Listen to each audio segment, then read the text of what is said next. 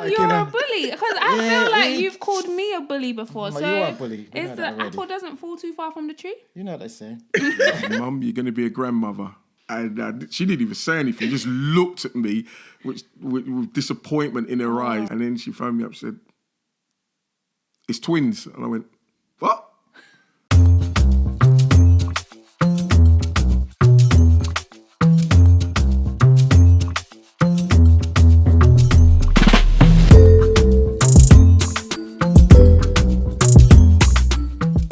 Hi guys, welcome back to another episode of Harry's Daughter. I'm Natalie and here with my co-host Harry, better known as Dad. There we go. And today we are joined with a special guest. Whoop, whoop. Dad. Hi, my name is Wayne.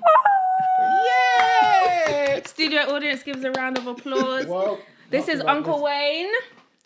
Uncle Wayne and Dad have been friends for 27 years plus. That long? Yeah. I'm 28 now. So since I've been one. Wow. Yeah, and throughout those 27 years, well, we really met back then when we become cab drivers. That's what we've known as doing the knowledge. And that's when we met at school. And since then, we've been good friends. We've traveled the world together. We've been to Brazil. We've been to Barbados, St. Lucia. We've done a few things together as friends. So, yeah. Good times. Just gonna have Uncle Wayne, just a normal conversation, like learning a bit more about him, his fatherhood journey, life, his choices, all that. Just a general chit chat, basically. You guys are just gonna have insight into our general chit chat, basically. And my first question for Uncle Wayne was, first, how did you know Dad? But you guys said the knowledge, and then Yeah, we met when we met at Knowledge School, and your dad was already there. He was he was about halfway through his, and I was a beginner. And he helped me a lot. He took me under his wing, and yeah, he definitely took me under his wing. I needed the help, and him and a few other guys. We all helped each other, but Harry was there for me from the beginning, and he's still there now. Well, there you go. Now, with knowledge, when you're studying, you need someone to work with, because it's not doing the knowledge is not easy, as you know. you have to learn all the roads in London. Not all of them. You kind of like 90%. You need to know 90% of London. So I need to be like, take me from here to London Road in Croydon, and you have to tell me how to get there. Yes, that is exactly how it goes. Naming all the streets that you're going to use along the way, not going down the street the wrong way, no U-turns. You just got to go in the most direct route you can see in your head. And then how long does that take to do, the knowledge? It depends. It depends on your commitment to it, really and truly. Some people could do it 2.5 years. Some people could take 7 years or more. Depends, really and truly. Depends on your lifestyle, what commitments you've got, like family-wise, work-wise, things of that nature. So if you have got nothing else to do, you can go to a school, because there's schools that deals with it. You can actually go and study. And when I myself, we used to study in the evenings because we used to work in the day. So when you're doing that part-time, it takes a lot longer. And in general, it's about three to 3.5 years kind of thing. And we both did about 3.5, going 4 years kind of thing. So yeah, it's all good. What made you want to do the knowledge? Dad said on an earlier podcast, he was kind of like challenged and he just thought, let me take the challenge up. But what made you think, you know what, I'm going to do this for the next 4 years and then however long? Well, in my case, I never thought about becoming a cab driver. I was a car sprayer at the time, but the wages that I was being paid in the garage, they weren't enough to support my family the way I wanted to support them. I wasn't looking for a lavish lifestyle. Just it was like surviving from 1 week to the next on your wages, and I needed to find another job. But to find another job that would pay me what I wanted straight away, it wasn't there. So anyway, long story short, a friend of mine in the garage, he was doing the knowledge, and he gave me some runs, which is like the routes to learn. He gave me a few of them and said, learn those, which I did. And then he said, I said, what do I do with these now? He said, well, why don't you apply to be a taxi driver? And I never really gave it much thought. I just went and got the application form, filled it in, sent it off. And before I knew it, about 6 months later, I was out on my bike one day, learning the routes. And it hit me that I was actually looking to change my career path in life. And that's how I got on it. At first, I was just doing it, going out every day or after work and so on, and weekends. But it wasn't till, about 6 months into it, I just suddenly realised you're changing your life. You're actually looking to change your job. And how did that make you feel? That eureka moment, like, wow. It hit me, and I suddenly stopped, and I just sat there, and I thought about it. I thought, you're changing your job. I hadn't changed my job for years. All right, I was a car sprayer. I enjoyed the job, but I hadn't thought about doing a totally different job. And I suddenly realised that, you're looking to change your life. I had a young family. You're looking to change their life. You better think about doing this seriously. I was just going through the motions. But then I thought, I need to knuckle down. And that's where Harry came in. And he came and...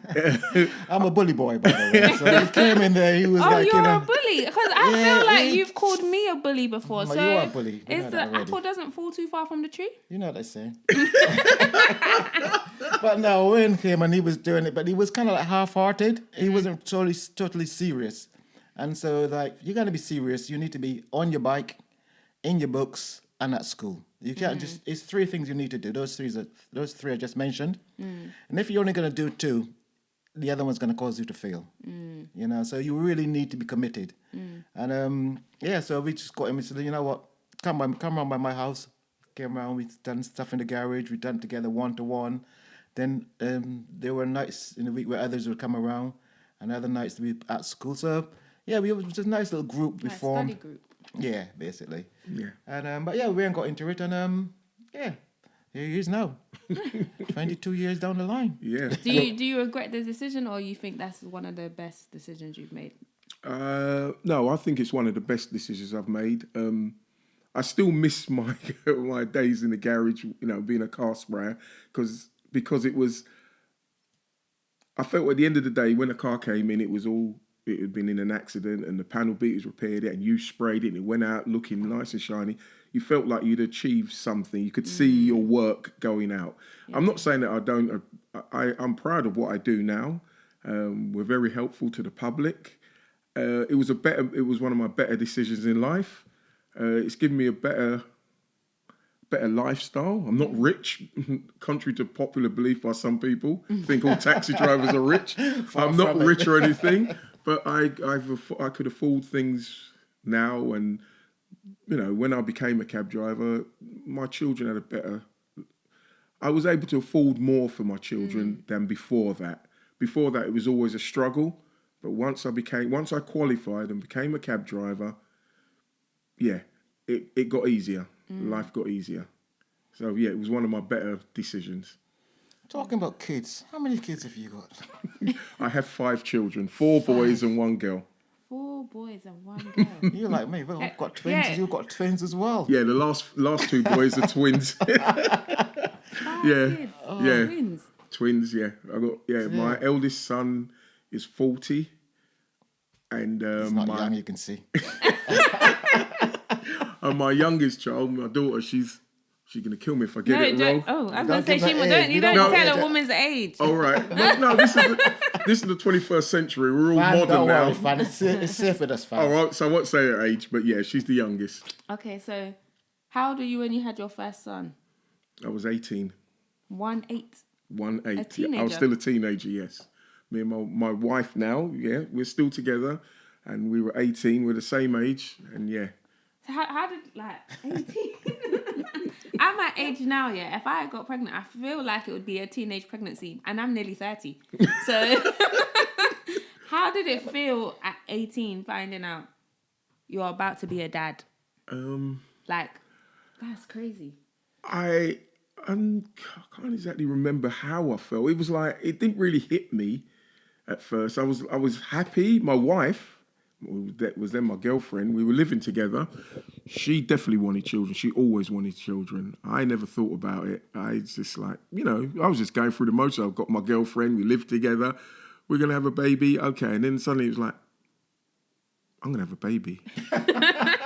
I'm going to be dad. At 18. I'm going to be a dad. And then I was really frightened after that not because I was going to be a dad. I had to go and tell my mum and my dad. And that scared me even more. I think that took the edge off of me being afraid of becoming a dad. The fact that I had to tell my mum and dad, that frightened me. I was like, how am I going to do this? Goodness. Yeah, but yeah. Do you remember what it was like going to tell them? To tell my mum, that was the scariest part because my mum and dad weren't together.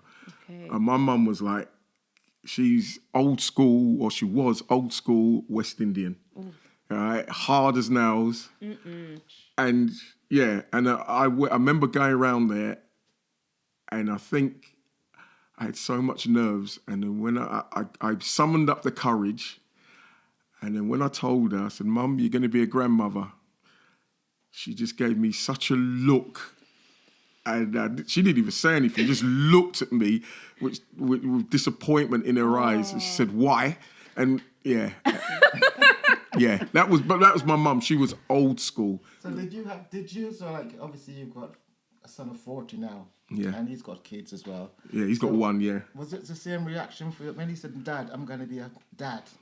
Right, what was your reaction to him back then? Congratulations. Yeah. But was he a young dad as well? Not as young as me, no. Okay. He wasn't as young as me. So he's not that same age? Not the same age, no. But he was working, and he's been with his girlfriend a little while. So yeah, it was just congratulations because I didn't want him to feel the way I felt when I had to tell my mum. I didn't want him to be nervous and whatever. So yeah, it was So times has moved forward. Times have moved forward. Yeah. Try and make things easy. You always try and make things easier for your children, not always to the betterment of them, but yeah. I didn't want him to go through what I went through. Yeah, it was just nerves. So wait, you've had like a few whammies. So you found out you was having a son at 18. Yeah. Then the children after that was twins. No, the next one he came he came just over a year and a half later. Okay, so still young parents. Yeah, I still had to go and tell my mum again. It didn't get no easier, even on the second one. And then after that, then the twins came. The twins came. At the time, all I was getting was phone calls at work. My manager would come and say, Wayne, there's a phone call for you. And I'd go, be my wife, Patricia, and she'd go, I'm pregnant. Oh. Yeah. And then she even done that with me with the twins, and I didn't believe her. I thought she was joking. Wait, did she say, I'm pregnant with twins? I knew she was pregnant then, but she went to the hospital for a scan, the usual early scan. And then she phoned me up and said, it's twins. And I went, what? And I thought she was joking. And her friend Christine was there as well. I could hear her in the background. And I said, you lot are messing about. She goes, no, it's twins. I thought she was joking.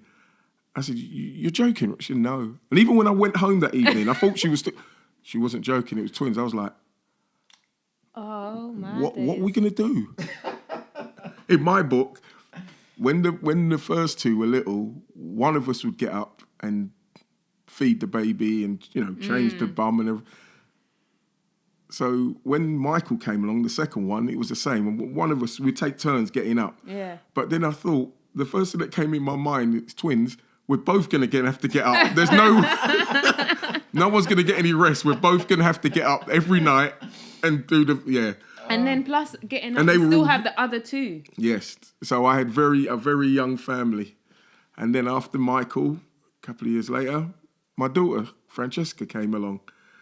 And people kept saying to me, why don't you have the snip and things like that. Or buy a television.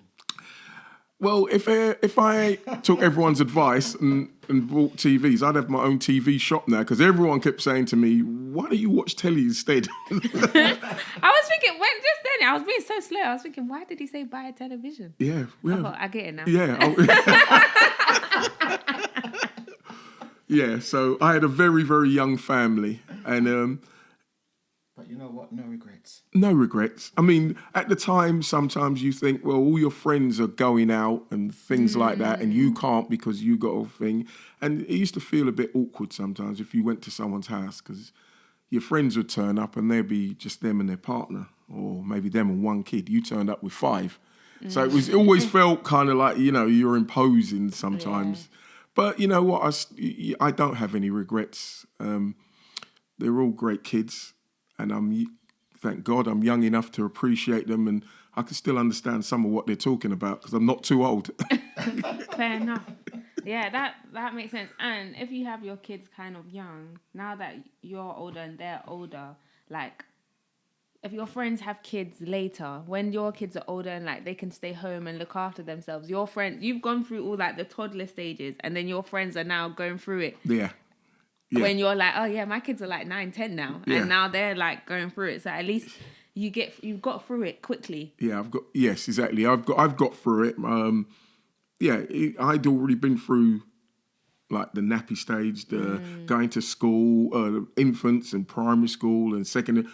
My children had already gone through that, and my friends were just going through it. So it's. So you were able to pass on advice. Yeah, and it was how do you say it's different sides of the coin. It has its advantages and it has its disadvantages. You move along, but it wasn't a competition with my friends or anything. It was just life. That's how it was, So yeah, but it was. I'm grateful and I'm blessed. I am blessed. I've got 5 lovely children. So yeah. And then now you've got grandkids. Yes. How many grandkids do you have? I have 7.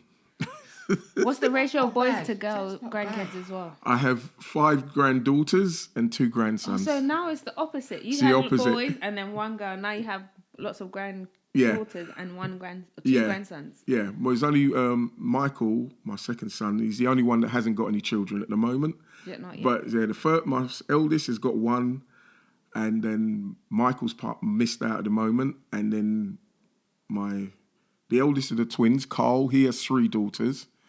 And then his twin brother, Chris, has a son and a daughter. And then my daughter, she's got a son. So what's the differences like going from being a parent to being a grandparent? That's for both of you. You're both grandparents. So we get to spoil them. Yeah. And the other thing, they get to leave after a certain time. Yes, you get to give them sweets with E numbers so they bounce off the wall. And then send them home. Yes. As I said before in one of the other podcasts, Blair, when she was 6 months, whatever. No, she was older. She was probably like 3.5, 4. She was. When you went to the fun fair. Yeah.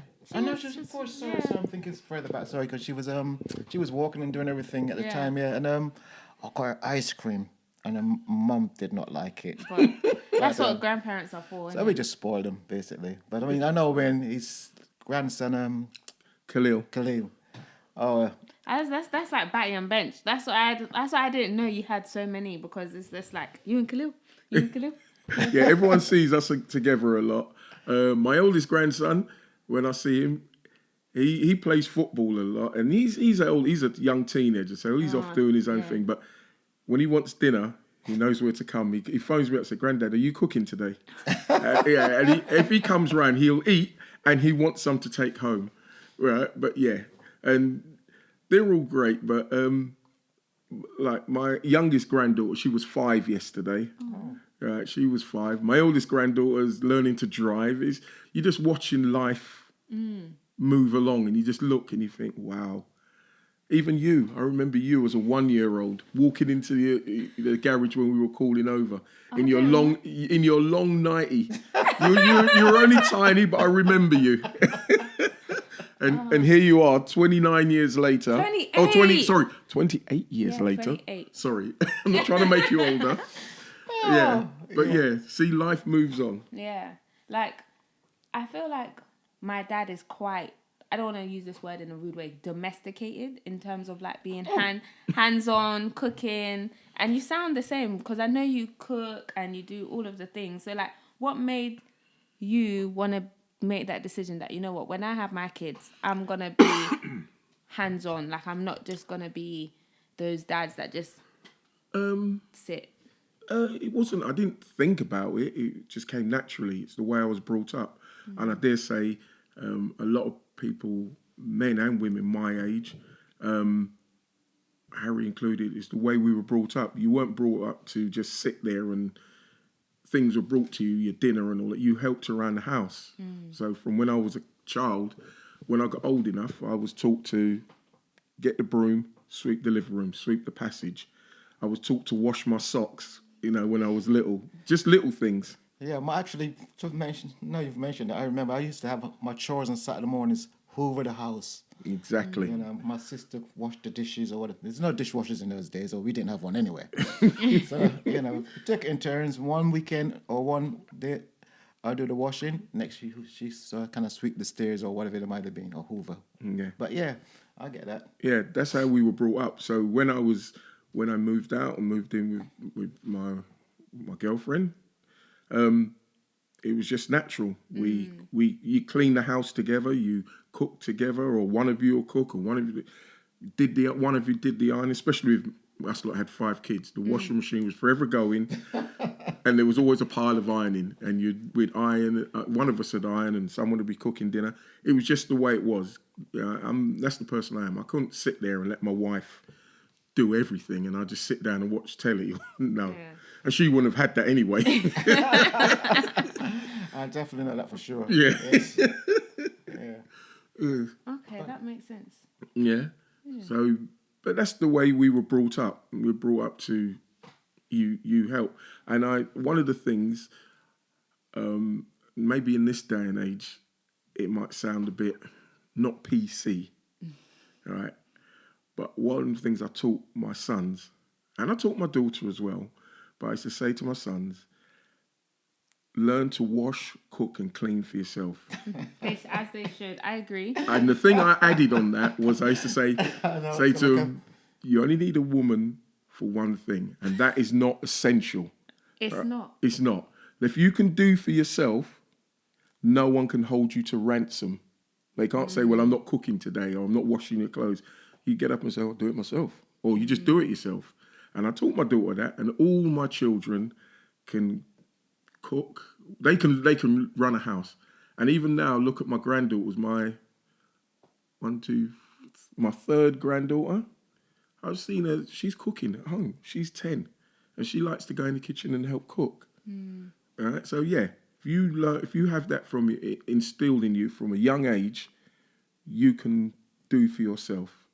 And no one can hold you to ransom, but it also teaches you how to look after yourself. I think that's a good statement. I don't agree. Why not? That you only need a woman for one thing. I know, that's what I say, but that was back in the day, but yeah. I agree on the principle of actually do for yourself, so then your life isn't dependent on the hinge of somebody else making a decision.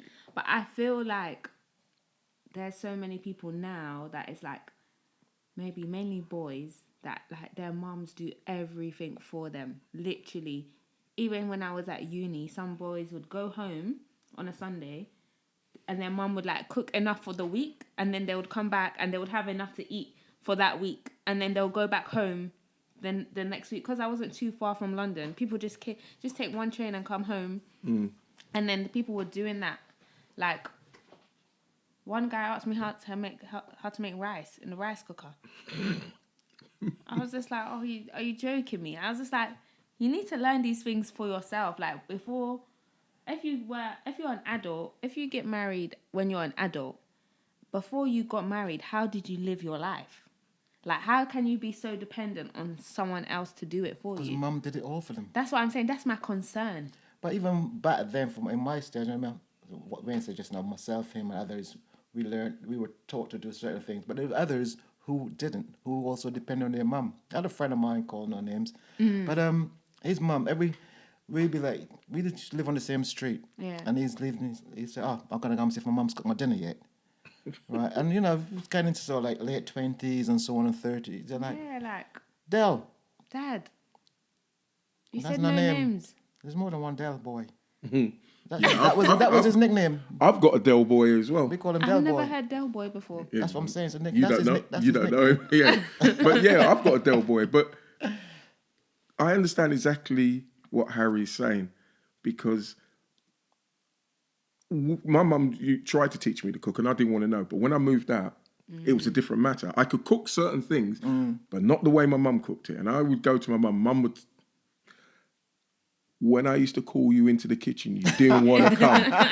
Yeah. So, yeah. But I learned, she taught me, and I had to learn. But like exactly what Harry said, I know friends of mine that did not lift a finger in their house. Yeah, that's crazy. Their mum would go in and pick up their clothes out their bedroom, iron their clothes, dinner, everything. They didn't do anything. Mm-hmm. And I've heard of other people, grown men, that I've got friends who are older than me that told me how man come home and the dinner not ready. He ain't got no food. He's got nothing to eat. That's one of my fears. Like, being with a man that is like, how have you not functioned? And that's why I'm like, I can't be with someone that doesn't know how to function like that. Because then you'll expect me to take over your mom's place, and no can do. Because I grew up seeing my dad cook and clean. So I don't see how, like, it just doesn't make sense to me. Because I've seen men cook and clean. So I can't imagine myself being with a man that also doesn't know how to cook and clean, because it just seems so foreign to me. But then there are also women who maybe their brothers don't cook and clean. So if they were to be with a man that doesn't cook and clean, it's not foreign to them because that's how it is in their house. But I'm like, as for me and my household, that can't run. Well, you see, nowadays, it's a case of people don't do a lot of what they used to do. Back, I don't want to make it sound old, but back in the day. But what they do now, society in general has moved on where the takeaway is not just a Friday night special or a Saturday night. They phone up these Deliveroo, Ubers, whatever you want to call them, just to bring them McDonald's for breakfast and things like that. Yeah. They don't even cook in their own house anymore. Yeah. I spoke to one of my friends, and I was like, he couldn't cook. Like, he can't really cook for himself. He's an example of a mummy's boy that did everything. And I was like, so would you be with a woman that can't cook? And he was like, yeah, it doesn't matter because we can take away. So I was like, so the both of you can't cook in the house. I said, that one is bad. It would have been bad if you said you only want a woman that can cook, knowing that you can't cook. But then it's also bad that the both of you shouldn't be able to cook. And you're just going to be like, yeah, takeaways. I was like, oh, goodness. Oh, my days. That's the way, in a way, society has gone. I've got a saying, well, I say it to myself and other people. Technology dumbs you down sometimes. All right? So, or it makes you lazy. The fact that you can get someone to bring you food, you're going to pay extra for it than if you went to the shop. But it costs you even so much more than if you cooked it yourself. It's the cost of convenience. Yeah. Is it worth it? So, yeah. I'm not against a takeaway or anything like that. But just so that you don't have to cook or you can't cook, how much money are you spending doing things like that? Yeah. See, it starts in the home. It starts at home. If you can cook for yourself, you can look after yourself. If you haven't got the money for a takeaway, but you got pasta, or you got some corned beef, you got some rice, some potatoes, whatever, tuna, you can whip up a meal for yourself and feel satisfied that you've cooked that yourself with your own hands. You know, I'm hearing what you're saying, right? But as a cab driver, you tend to live on the street. Right? Yeah. And so a lot of times you're out there and you're hungry. You're just going to get a takeaway. I do. Yeah, that's different. I'm not against the takeaway. That's different. But yeah. But if I'm in my house, I'm not going to phone up somebody to go to the Chinese or whatever every single day for me. If I'm in my house, I'd rather sometimes cook my own food. All right. If there's something specific I want and there's no takeaway out there, I know that is going to do it. I'd rather cook it myself. I feel a lot happier that I've made myself soup, or I've done myself a nice leg of lamb or roast chicken or some stewed beef or whatever you want to call it, whatever it is, even if it's beans on toast, I've done it myself. Well, the funny thing you should say that, because even last night, I was meant to go to work last night, which I didn't, and did a bit of shopping, got back in, and I thought, you know what, I need to cook some food. The wife's going to be in soon, and then I wanted to get to work early, but once I started cooking, that was it. I was in my element, and work just went out the window. And I just stayed and I cooked my dinner, eventually cooked dinner for everyone anyway. And so as far as if I didn't do that there, I would have gone out, probably stopped in the Chinese, and the wife would have come in, beans on toast for her. But no, I like cooking. I mean, like yourself. Oh, yeah, I like cooking. But yeah. I'm not that good, but I like it. He is good. Don't believe him. He is good. He is good. But yeah. Just to wrap it up, 3 questions. 1, either your favorite thing about being a dad or your least favorite thing. So that's kind of 2. You can do both if you want. Yeah. And then the last one is that if you had a piece of advice for younger dads or for yourself if you were to go back in time. Okay. My most favourite thing about being a father. I've had this question. She's given me that one before. Yeah. I'm going to give it to all the dads. I'm proud of my children and I'm grateful. I really am. God has blessed me. I've got 5 lovely children.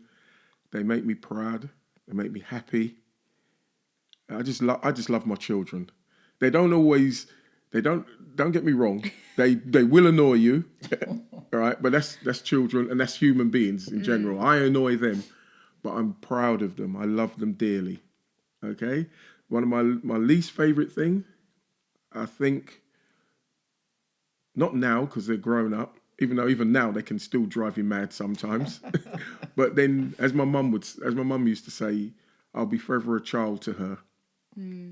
But my least favourite thing was I never liked telling them off. That's exactly what Dad said when I asked him. Used to break my heart sometimes, and sometimes I have to be really stern with some of them, right, to keep them on the straight and narrow. It's not that they were bad children, but it's easy to go astray when they're young. And just to keep them on the straight and narrow, they want to go a certain place or go there with some friend that I don't know, and they will kick up a stink. And yeah, I never like telling off my children. I never have. Advice for young fathers: be there for your children at all times if you can. It's not always easy. Remember your childhood and treat them accordingly, but don't just let them have their own way and give in. Teach them that everything does not come easy.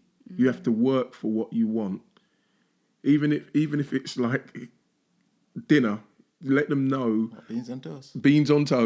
That it didn't just fall out the cupboard onto their plate. You had to go and work for it. If they want something, they got to work for it. And even from being at school till they grow up, you have to work for everything you want in life. Be there for them. Give them good advice. All right? So, yeah, just be there for your children at all times if you can. So was that the 3 questions? Yeah. Favourite thing, least favourite thing, and You advice. did. Are you qualified? You did all Thank 3. Thank Great you very answers much. as well. Really, really good answers. I think Dad said similar answers when I asked him too, and that's good to know.